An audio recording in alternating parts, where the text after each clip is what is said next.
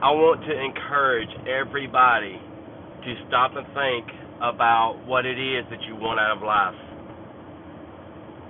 God has called us to become something, and it's not to become great. It's not to only do good. I know from my past and from my life, I have made the mistake of focusing on only do good, make sure I don't do bad. Do good, make sure I don't do bad. And the the what comes out of that is that whenever we do fall short of doing good all the time, shame and guilt comes in and tries to push us away or separate us from God.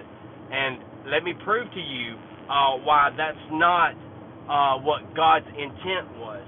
If we back up to the original creation, that is exactly what God told us to stay away from. God told us to stay away from the tree of the knowledge of good and evil. And it proves to us that when they did partake in the tree of the knowledge of good and evil, when they did do that, it said that they covered themselves in shame and hid themselves because God went asking where they was at.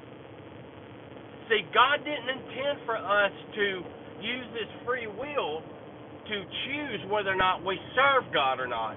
Our original free will, the real free will, was given to us to choose how we serve God. And now we have a choice to serve how we serve God through this free will, and God gave us a tree to partake in, and it wasn't the tree of the knowledge of good and evil. It was the tree of life.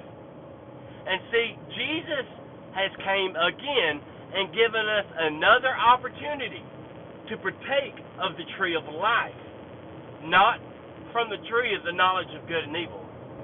So let me encourage you today to choose the tree of life, not the tree of the knowledge of good and evil. Don't be so consumed.